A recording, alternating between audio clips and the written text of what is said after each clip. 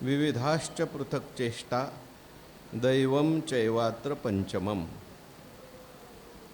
भगवंताच्या कृपेने सर्व साधू संतांच्या आशीर्वादाने पुण्यसलीला इंद्रायणी मातेच्या पावन तीरावर संजीवन समाधिस्थ ज्ञानोबारायांच्या या पवित्र अशा अलंकापूर नगरीमध्ये सिद्धेश्वर भगवंताच्या पवित्र अशा प्रांगणामध्ये सद्गुरू जोग महाराज वारकरी शिक्षण संस्था यांच्या माध्यमातून सुरू असलेली आपली ही नित्याची ज्ञानेश्वरी प्रवचन सेवा सेवेकरता उपस्थित माऊली स्वरूप असणारे भाविक भक्त श्रोते सज्जन माता भगिनी सर्वांच्या चरणी वंदन करून आपण सर्वांनी मिळून ही चिंतन सेवा करायची आहे. भगवान श्रीकृष्ण परमात्मा अर्जुनाचं निमित्त करून दिव्य असा गीतेचा उपदेश करतात आणि हा गीतेचा उपदेश ज्ञानेश्वर महाराजांनी ज्ञानेश्वरीच्या माध्यमातून सुलभ रीतीने आपल्याला सांगितलेला आहे. 18व्या अध्यायाचा विचार सुरू आहे. 18व्या अध्यायातील 14वा श्लोक त्याचं चिंतन आपण सर्वजण मिळून करत आहोत. भगवान परमात्मा त्याग आणि संन्यास यांचं तत्त्व सांगत असताना मनुष्याने आपल्या जीवनामध्ये सात्विक त्याग केला पाहिजे. म्हणजेच कर्माचा त्याग करायचा नाही, तर कर्मफलाच्या आसक्तीचा त्याग करायचा, कर्तृत्व अभिमानाचा त्याग करायचा. तेव्हा हे कर्तृत्व अभिमान कसा सोडायचा? फलाची आसक्ती का सोडायची? जर मी करतोय तर मला फळ मिळालंच पाहिजे. जर त्या ठिकाणी कुठली गोष्ट आपण केलेली कष्ट केलं तर मग फळ आपल्याला नको, मग कोणाला द्यायचं फळ? तेव्हा कर्तृत्व अभिमान आपण घेतो हा मिथ्या आहे. आपण करतच नाही. नेमका आपण कोण आहे याचा विचार केला पाहिजे आणि मग फल घ्यायचं का सोडायचं याचा विचार केला पाहिजे. तेव्हा मी कोण आहे याचा विचार जर आपण केला तर आपल्या लक्षात असं येईल, करणारे आपण नाही. बरेच वेळेला आपल्याला भ्रम होतो, मी केलं तरच होईल, मी मारलं तरच मरेल, मी केलं तरच हे सगळं चालेल. लोक म्हणतात सुद्धा, आम्ही आहे म्हणून घर चाललं, आम्ही आहे म्हणून तुम्ही चांगलं चुंगलं खाता. आमच्या वैकुंठवासी वैद्य बाबा म्हणायचे, तू जाऊन बघ, याच्यापेक्षा चांगलं चालतं.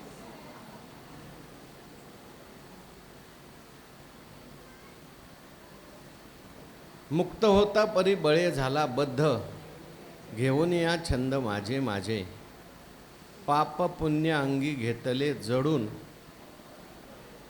वर्म नेने कोण करता तो. कोण करताय ह्याचं वर्म त्याला कळत नाही. अज्ञानामुळे मनुष्य आपल्यावर दुसऱ्याचं ओझं घेतो. देखे पुढीलाचे ओझे आपुलिया माथा घेईजे, सांग कान दाटीजे धनुर्धरा. हां, दुसऱ्याचं ओझं विनाकारण आपल्या डोक्यावर का घ्यायचं? अर्जुन महाराजांना जे दुःख होत होतं ते सगळं ओझं घेतलं होतं डोक्यात. देवाला शेवटी सांगावं लागलं, बाबा हे जगात ईश्वर म्हणून कोणतरी आहे आणि तो सगळं सृष्टी चालवतोय, आपण निमित्त मात्र आहोत. आपल्या पुढे जे आलेले ते करायचं, फक्त करत असताना करणे का न करणे हे आगवे तोची जाणे, विश्व चळ तसे जेणे परमात्म्याने. परंतु हे जर माहिती नसेल तर मनुष्य स्वतःलाच करता मानतो, स्वतःलाच भोगता मानतो आणि सुखदुःख जन्मभर भोगत राहतो.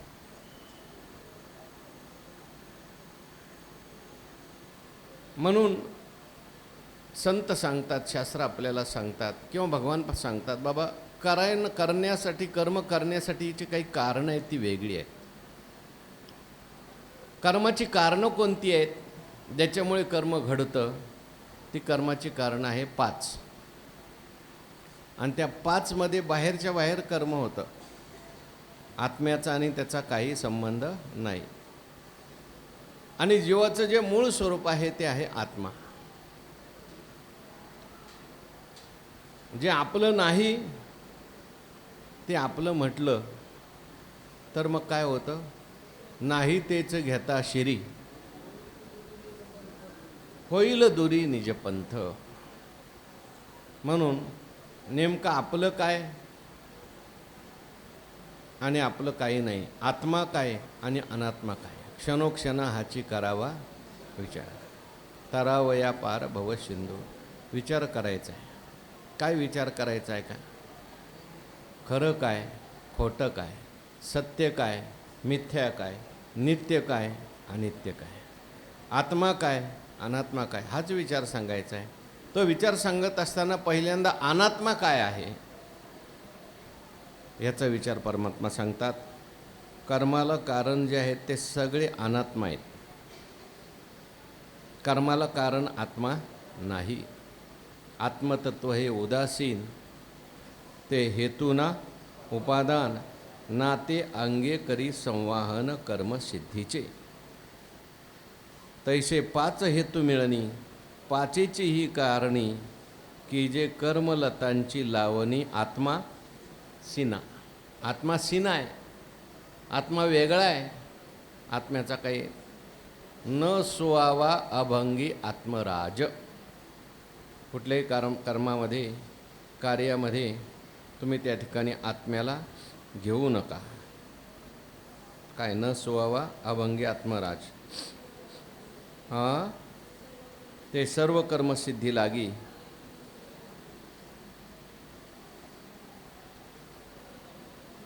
पण कुठं आहे हो? किती नंबरला आहे? पंचायत आणि महाभाव त्याच्यावरची आहे ना? हां, सर्व कर्मसिद्धी लागी येची मुद्दली हो जगी, तेथ न सुवावा अभंगी आत्मराज. आत्म्याला कशातच घ्यायचं नाही. तो अलिप्त आहे, असंग आहे, निर्विकार आहे, जसा आहे तसाच आहे. किती जरी माणसाच्या जीवनामध्ये कष्ट झाले, किती जरी कर्म घडली, चांगली घडली, वाईट घडली, त्या विचारानेच मनुष्य त्या ठिकाणी संभ्रमित होतो, सुखीदुःखी होत असतो. तेव्हा अशा भ्रमित झालेल्या मनुष्याला अनेक सुखदुःखाचे विचार माणसाच्या डोक्यामध्ये आहेत. अशा माणसाला आत्मस्वरूपाचं ज्ञान हे एक संजीवनी होऊ शकतं. बाबा, एवढा विचार तू करू नकोस, कारण हे तुझ्या स्वरूपामध्ये नाही. कर्म तुझ्या स्वरूपामध्ये नाही, तू वेगळा आहेस याच्यापेक्षा. असं म्हटलं की तेवढ्या पुरता का होईना मनुष्य काय होतो? शांत होतो. एक लगेच सुटणं अवघड आहे, पण निश्चय ज्याचा झाला त्याला मात्र किती काही झालं तरीसुद्धा तो विचलित होत नाही. म्हणून कर्माची कोणती कारणं आहेत ती भगवान परमात्मा सांगतात. अधिष्ठानम तथा कर्ता करणंच पृथग्विधम, विविधाश्च पृथक चेष्टा, दैवम चैवात्र पंचमम. पहिलं जे कारण आहे ते आहे अधिष्ठानम. अधिष्ठानम म्हणजे शरीर. या शरीरामध्येच हे सगळे राहतात बाकीचे कारणं. शरीर हे सगळ्याचं अधिष्ठान आहे. कर्म घडायचं असेल तर काय पाहिजे? शरीर पाहिजे. शरीरातच सगळी कर्म घडतात. मग ते स्थूल शरीर घ्या, सूक्ष्म शरीर घ्या, कारण शरीर घ्या, कर्म शरीराशिवाय होत नाही. आपल्याला भोग घेण्याकरता भगवान परमात्मा शरीर देत असतो. कर्माचा भोग जो आहे तो शरीराशिवाय होत नाही. म्हणून सगळ्यात पहिल्यांदा सांगितलं अधिष्ठानम. शरीर हे काय आहे? अधिष्ठान आहे. दुसरा अधिष्ठानम तथा कर्ता. कर्ता, कर्ता कोण आहे? कर्ता आहे जीव. कर्ता येणे नामे बोलीजे जीव. जीव हा सुद्धा काय? जीव एक दुसरा आहे कर्ता. म्हणजे शरीराकडून कर्म होतं, इंद्रियाकडून कर्म होतं, पण हे सगळं कर्म करत असताना ते मी केलं असं म्हणणारा एक आहे, अहंकार. त्याला कर्ता असं म्हटलेलं आहे. मी हे केलं, मी ते केलं. अहंकार शब्दाचाच अहम करोमी असं म्हणतो. हा करता अहंकार आहे, आपल्याला सुखदुःख भोगायला लावतो. अहंकार जर नसेल तर सुखदुःख भोगायला लावत नाही. त्या लक्ष्मण गीता सांगितलेली रामायणामध्ये, ज्यावेळेस प्रभू रामचंद्र वनवासाला निघाले, वनवासात पहिला मुक्काम जो होता तो त्या तमसा नदीच्या किनारी. प्रभू रामचंद्र एका गवताच्या शय्येवर झोपलेले होते. सीतामाता एका गवताच्या शय्येवर झोपले होते आणि लक्ष्मण महाराज पहारा करत होते. तेव्हा तो निषादराज होता, भिल्लांचा राजा जो होता, त्याला खूप वाईट वाटलं. तो म्हणायला लागला, जे शरीर आज मखमलीच्या गादीवर झोपायला पाहिजे, पण त्या शरीराला आज गवताच्या गादीवर झोपावं लागतं. आणि त्याने जे शिव्या द्यायला सुरुवात केली कैकेयीला शिव्या दिल्या. कैकेयीमुळे हे सगळं घडलं, माझ्या देवाला दुःख भोगावं लागलं. तिथे लक्ष्मण महाराज म्हणतात, बाबा, प्रभू रामचंद्र जरी गवताच्या शय्येवर झोपलेले असले तरी तू देवाचा चेहरा बघ. देवाच्या चेहऱ्यावर तुला दुःख दिसतंय का? दुःख नाही, प्रसन्नता आहे. राज्याभिषेक होताना सुद्धा हर्ष नाही आणि गवताच्या शय्येवर वनवासाला जाताना शोक नाही. सुखस्य दुःखस्य नकोपि दाता परो ददाति ती कुबुद्धिरेषः स्वकर्म सूत्रेण ग्रथितो हि लोको अहम करोमी इति व्रथा अभिमाना. वास्तविक पाहता सुखदुःखाचा कोणी दुसरा दाता नाही. सुखस्य दुःखस्य नकोपि दाता परो ददाति ती कुबुद्धिरेषा. दुसरा मला दुःख देतो, ही माणसाची काय कुबुद्धी आहे. याने मला दुःख दिलं, त्याने मला दुःख दिलं असं मनुष्य म्हणतो. त्याने माझी निंदा केली, त्याने मला त्रास दिला. पण लक्ष्मण महाराज म्हणतात, स्वकर्म सूत्रेण ग्रथितो हि लोका. याला सगळ्याला कारण काय असतं? पूर्वीचं कर्म असतं. आणि कर्म असू द्या, जरी सुखदुःख आलं तरी सुद्धा दुःख व्हायला सुख व्हायला कारण आपला अभिमान असतो. मी सुखी आहे असा अभिमानच धारण केला नाही, सुख होत नाही. आणि मी दुःखी आहे असा अभिमान धारण केला नाही, दुःख होत नाही. संतांच्या बाबतीत आपण पाहतो, ते करताच होत नाही.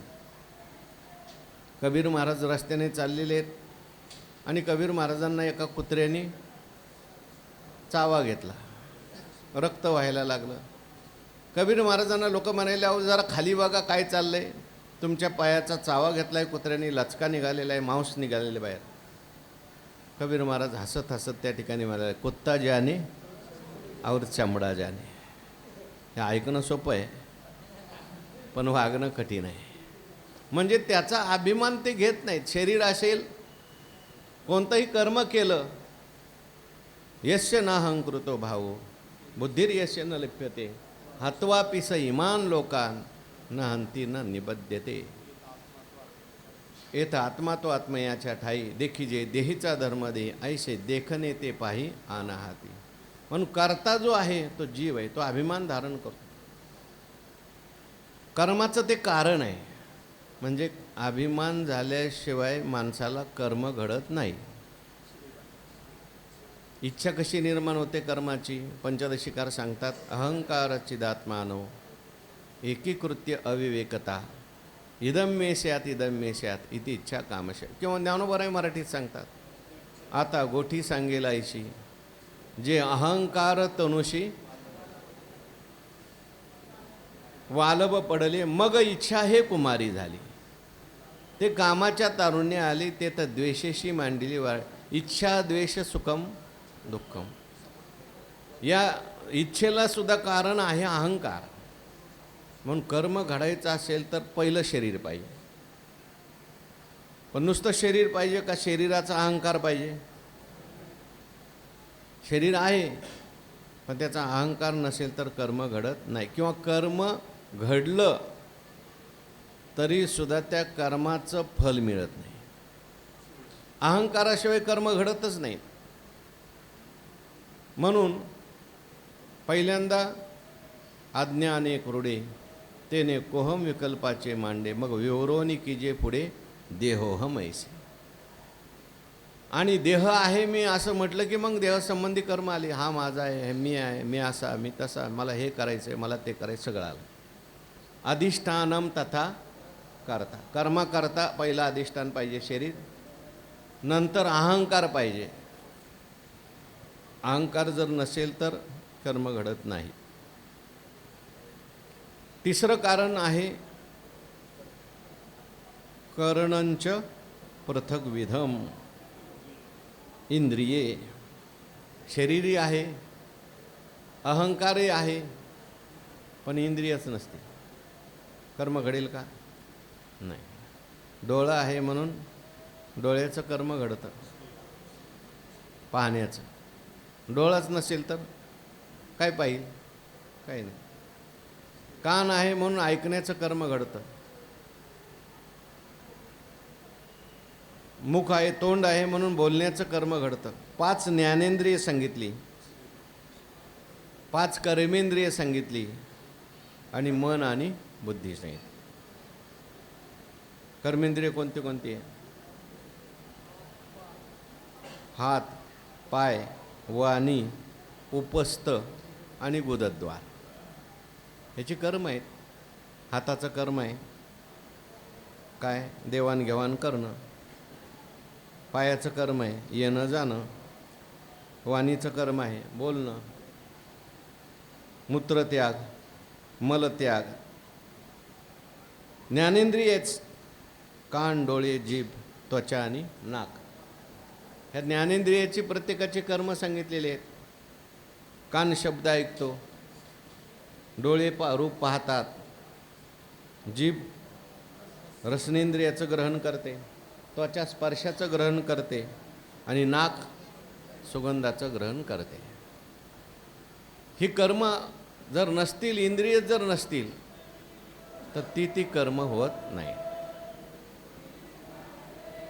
पांगळा मनुष्य आहे, त्याला जाण्या येण्याची क्रिया मग दुसऱ्याच्या आधाराने करावी लागते. एखाद्या माणसाचं एखादं इंद्रिय जर नसलं तर त्याचा तेवढ्या पुरता व्यवहार काय होतो? बंद होतो. आंधळ्या माणसाच्या दृष्टीने रूपाची सृष्टीच नाही. आंधळ्याला जर म्हटलं आपण मी हातात फूल घेतलंय लाल रंगाचं आहे, तो म्हणतो लाल म्हणजे काय? जन्मांध असेल तर लाल त्याला माहितीच पडत नाही, पिवळं त्याला माहितीच पडत नाही. म्हणून हे कर्म करण्याकरता हे लागतात. करणंच पृथक विदम विविधाश्च पृथक चेष्टा.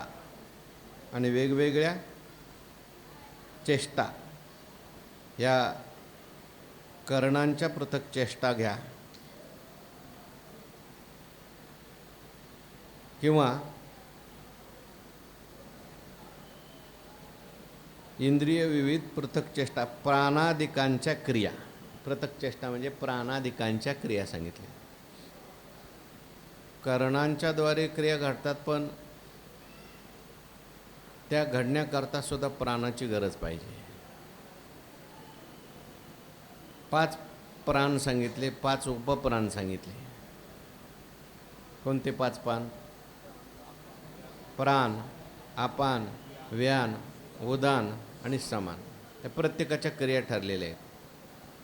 कोणाला श्वास बाहेर काढायचा आहे, कोणाचा आत संपूर्ण शरीरात पाठवायचा, कोणाचं बाहेर काढायचं आहे, कोणाचा आत घ्यायचा आहे. त्याच्यानंतर उपप्राणसुद्धा सांगितले. धनंजय, कुर्कल, नाग, देवदत्त असे 5 उपप्राण सांगितले.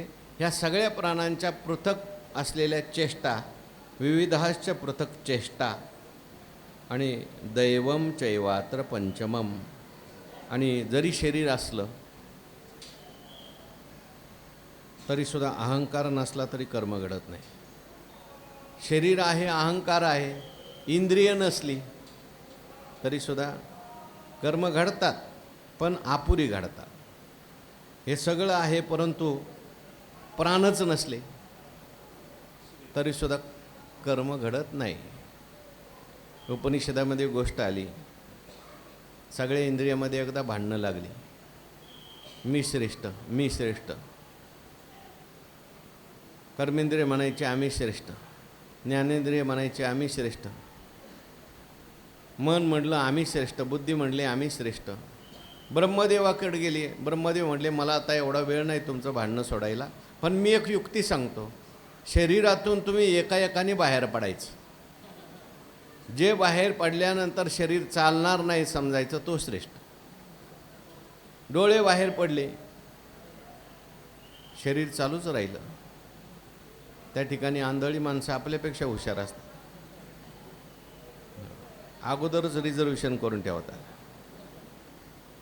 अगोदरच सगळं काही करून ठेवतात. कान बाहेर पडले, शरीर चालू राहिलं, नाक बाहेर पडले, शरीर चालूच राहिलं. पण प्राण ज्यावेळेस जायला वेळ आली त्यावेळेस शरीर काय झालं, कासावीस झालं. म्हणून प्राणसुद्धा श्रेष्ठ आहेत, प्राणाशिवाय क्रिया घडत नाहीत. आणि महत्त्वाचं आणखीन कारण हे सगळं घडण्याकरता एक गोष्ट लागते, ती म्हणजे दैवम चैवात्र पंचमम. पाचवं कारण सांगितलं आहे कर्म घडण्याकरता, ते कोणचं, दैव. दैव म्हणजे काय, हा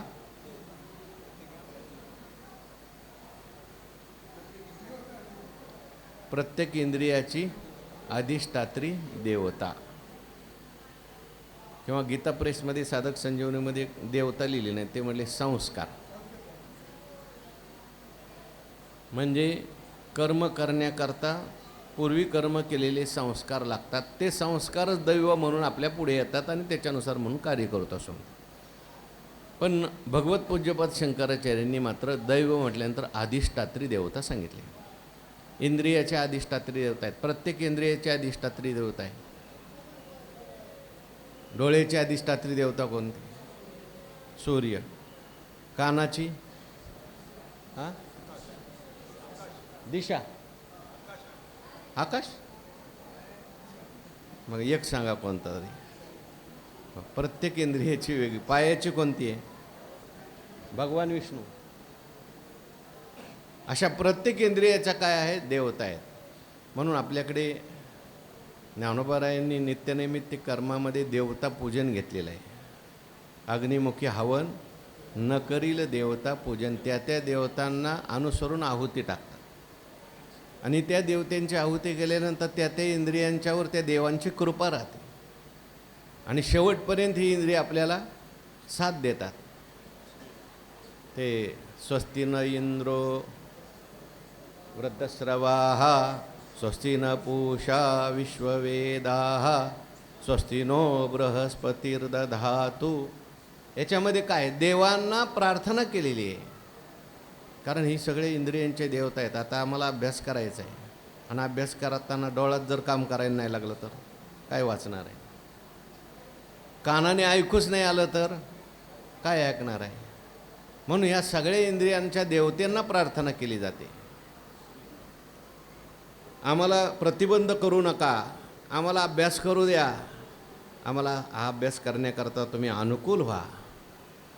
किंवा आपण नेहमीची प्रार्थना करतो, सहनो ओम सहनाववतु सहनो भुनक्तु सह वीर्यं करवावहै तेजस्विना मधीतमस्तु मा विद्विषावहै. ओम शांती.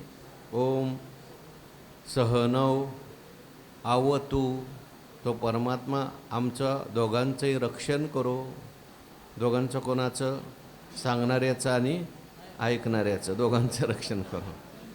कशासाठी रक्षण करो, सांगणाराही कायम चांगला राहो आणि ऐकणारे सुद्धा येवत कायम, त्यांना आजारी येऊ पडू नये, त्यांना त्रास होऊ नये. सहनाववतु, त्यांचं रक्षण करो. सहनव भुनक्तु. भुनक्तु म्हणजे त्यांचं ते पालन करो. रक्षण झालं दुःखापासून, दोषापासून, पण नुसतं रक्षण नाही, पालनसुद्धा पाहिजे.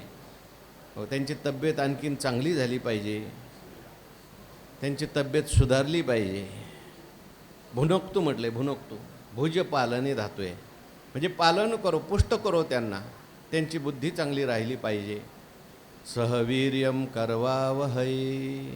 आम्हाला सगळ्यांना तो काय बनवो, परमात्मा वीर्यवान बनवो, शक्तिवान बनवो, सामर्थ्यवान बनवो, बुद्धीचं सामर्थ्य आम्हाला देव. पुढं काय, मा नाही, सवीर्यम करवावहे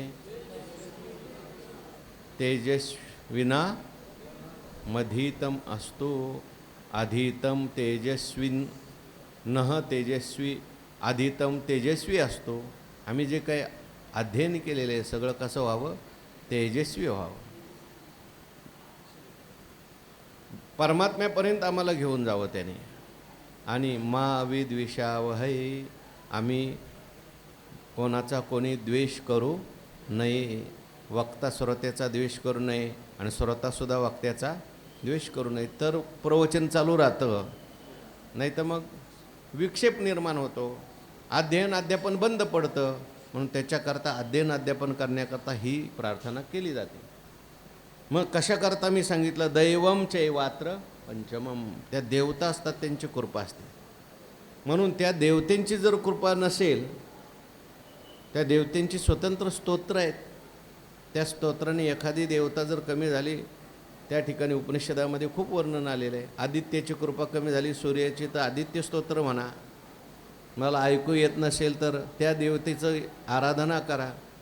अशा प्रकारे ह्या देवता ज्या असतात, कर्म करण्याला या देवतांचं सुद्धा सहाय्य लागतं, कारण लागतात. म्हणून ज्ञानोबारायांनी हे सगळं सांगितलं आहे. अधिष्ठानम तथा कर्ता करणंच पृथग्विदम विविधाश्च पृथक चेष्टा दैवम चैवात्र पंचमम.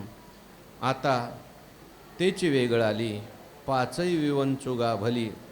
वाचा पुढची होई, तो कोणी घेतली मोती जैशी. ज्ञानोबाराई सांगतात, आता ही 5 कारणं आम्ही तुम्हाला सांगतो. तेची वेगळ आली, पाचही विवंचुगा भली.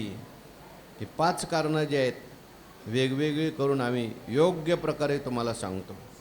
कशाप्रमाणे, तो कोणी घेतली मोती जैशी. तर मोती जे घेतात ते मोती जशी तंतोतंत वजून करून घ्यावीत. मोत्याचं माप जे असतं ते तंतोतंत असतं. गाजराचं माप वेगळं आणि मोत्याचं माप वेगळं. गाजरं घ्यायला गेला मनुष्य तर म्हणतो 2-4 टाकांनावर, तो मालक स्वतः टाकून देतो. 1-2 गाजरांनी काय होणार आहे, टाका म्हणलं की टाकतो. पण मोती घ्यायला गेला म्हणला 2-4 टाकांनावर, अरे बाबा तो मोती आहे, त्याची मूल्य एक मोती लाखो रुपयामध्ये असतो. म्हणून जसं मोती घेताना तंतोतंत माप, तसे संतांचे शब्द, तो कोणी घेतली मोती जैशी. आम्ही सांगत असताना तुम्हाला एकदम तंतोतंत सांगणार, कारण याचा विचार कशाकरता करायचा आहे, हे सगळे अनात्मा आहेत आणि आत्म्याला याच्याहून काय करायचं आहे, वेगळं करायचं आहे. चाचूचेनी सांडसे खांडीजे पै पाणी राजहंसे, तुझ ज्ञान विज्ञान तैसे सारासार विचारता. भ्रांती ते पाहे असारता, मग सार ते तत्वता